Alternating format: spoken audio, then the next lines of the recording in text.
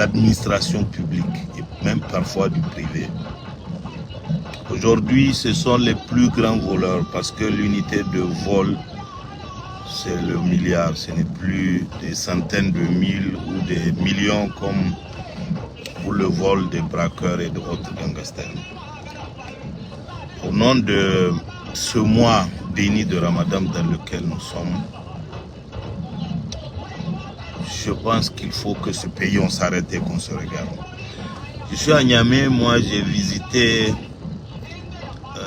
le quartier qui se trouve derrière la cité BC, non, le centre aéré BCA. Je ne sais pas si les gens se rendent compte du nombre de villas construites non occupées dans ces quartiers. Si vous faites un tour et un sondage, toutes ces villas, ces maisons, vous continuez vers Satou, elles appartiennent à des fonctionnaires de l'État. Et on s'étonne que notre pays soit parmi les derniers de la planète. Vous prenez l'argent destiné à construire des classes, à construire des cases de santé, à construire des routes, à construire des puits ou des forages, vous allez les transformer en béton, vous les déposez, personne ne les utilise. Parce que vous ne pouvez même pas trouver de locataires. Et ça, c'est la faute à l'État, ce n'est pas la faute à quelqu'un. Je vais prendre un exemple au Bénin, c'est ce pays que je connais parce que j'y réside. Le président Talon a initié une réforme du code domanial et foncier. Désormais au Bénin, à partir du mois de mars 2023, toute personne qui a une maison, qui n'a pas de titre foncier, à partir du mois d'août 2023, cette maison sera reversée dans le patrimoine de l'État. Et voilà une réforme dont le but est de découvrir à qui appartiennent les maisons qui sont dans la ville de Cotonou et dans le reste du Bénin. Aujourd'hui, si on le fait au Niger, sans compter les recettes qu'on peut tirer des formalités de titres fonciers, on saura à qui appartiennent toutes ces maisons. Un fonctionnaire qui a 500 000, 600 000 francs ou 400 000 francs de salaire, qui se retrouve avec 4-5 maisons, c'est un voleur. Il faut appeler les choses par leur nom. Je prends un exemple d'une fierté pour les Renaissants, la route Konni-Douti, je l'ai faite hier. Mais c'est de l'arnaque cette route-là. Je ne sais pas si quelqu'un parmi ceux qui me regardent l'ont emprunté. Prenez la largeur de cette route, comparez-la à la largeur de la route d'Osso-Douti. Vous vous rendez compte que sur ce tronçon, il y a eu de l'arnaque du fonds public. Moi, je ne sais pas comment les gens qui réceptionnent les routes ou qui contrôlent les routes peuvent faire en sorte qu'on fasse une route où deux véhicules même ne peuvent pas se croiser. C'est difficile de croiser un véhicule. Moi, je l'ai fait hier, j'ai suivi ce tronçon en aller-retour. Vous êtes obligé de réduire votre vitesse à moins de 30 ou 40 lorsque vous croisez un véhicule. Qui est l'entrepreneur qui a fait cette route et quel est le bureau de contrôle? Moi, je suis au Bénin, ça ne se fait pas au Bénin, ce genre de route. Aujourd'hui, si un véhicule est en panne, hier nuit seulement, quand je revenais sur la route, j'ai dépassé 2 accidents sur la voie. 2 accidents sur la voie. Parce qu'un véhicule gros porteur était en panne, stationné sans signalisation.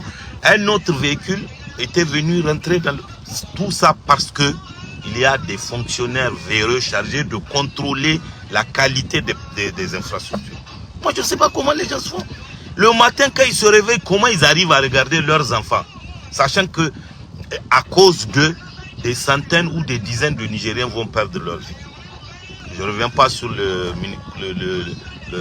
dossier du ministère de la Défense, mais dans tous les secteurs, même dans l'éducation. Aujourd'hui, même dans la santé, vous regardez des fonctionnaires qui prennent l'argent pour que d'autres Nigériens accèdent à des concours de recrutement de la santé, sachant que c'est pour avoir la vie des Nigériens entre leurs mains. Il faut qu'à un certain moment, qu'on se regarde entre nous et qu'on se dise la vérité. Comment voulons-nous développer un pays avec une telle mentalité? Comment? Le vol est devenu quelque chose de normal au Niger. Aujourd'hui, celui qui est fonctionnaire, il t'appelle, il te dit, viens, je vais te montrer mon chantier. Mais mon frère, tu as combien de salaire? Tu as 1 million, moi j'ai travaillé où j'avais plus d'1 million de salaire. Pour construire une maison, j'ai dû prendre un prêt à la banque.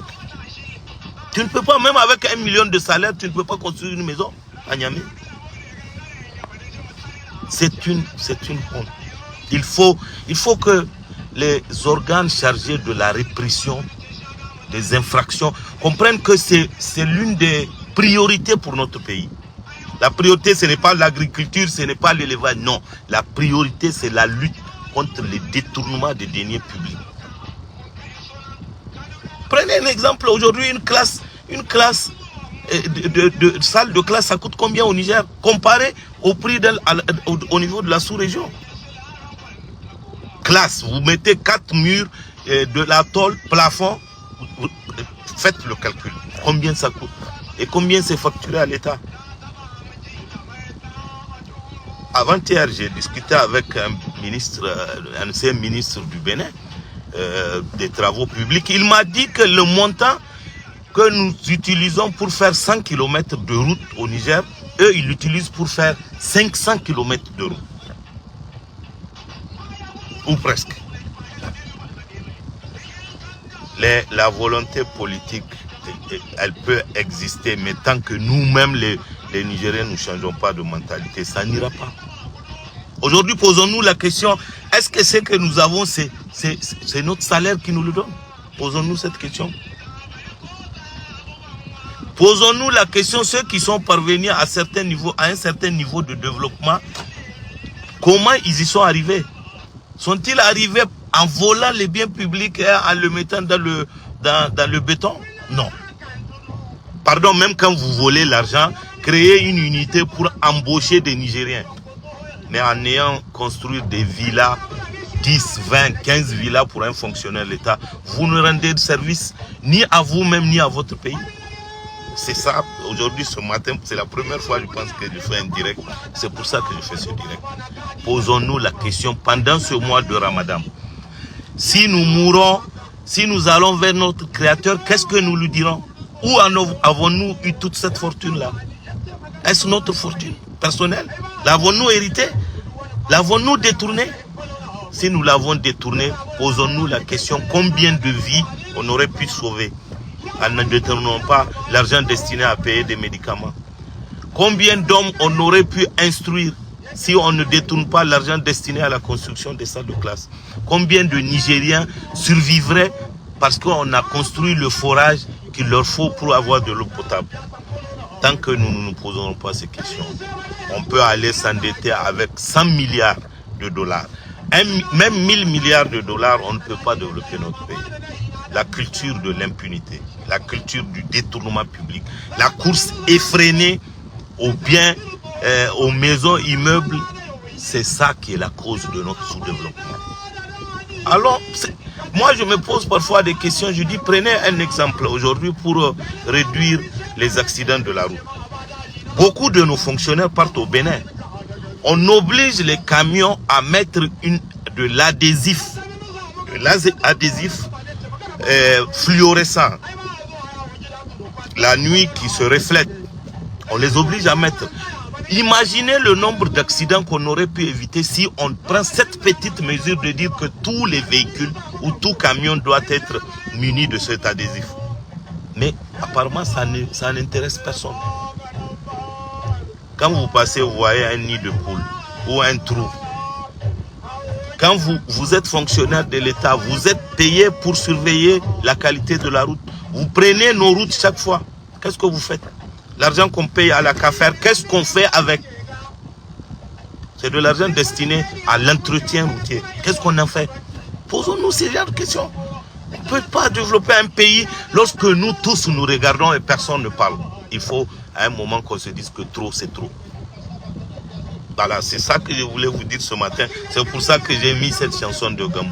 C'est une chanson où il tourne en dérision les fonctionnaires de l'État, qui se sont aujourd'hui substitués aux voleurs traditionnels qui volaient la nuit, qui rentraient dans les concessions pour voler. Aujourd'hui, on braque le trésor public. Je profite pour appeler au président de la République que le Conseil des ministres, les comptes rendus du Conseil des ministres, c'est encore une arnaque vis-à-vis du peuple. Que personne ne vous dise que la loi dit que lorsque c'est gré à gré ou en temps direct qu'on ne communique pas les chiffres. Monsieur le Président, si le citoyen veut jouer le rôle de veille, comment pourrait-il veiller sur la transparence des marchés publics lorsqu'on ne communique pas l'indicateur, lorsqu'on ne communique pas le montant? Ce n'est pas rendre service à ce pays. C'est permettre à ceux qui sont dans votre entourage de donner des marchés à qui ils veulent, au montant qu'ils veulent, sans qu'ils ne soient exécutés, sans qu'aucun citoyen n'ait le moyen de contrôler, de savoir que ce montant-là, il devrait être utilisé pour tel ouvrage qui devrait être réceptionné à tel moment. Tant que le citoyen n'a pas ces informations, comment voulez-vous qu'on joue le rôle de veille citoyenne?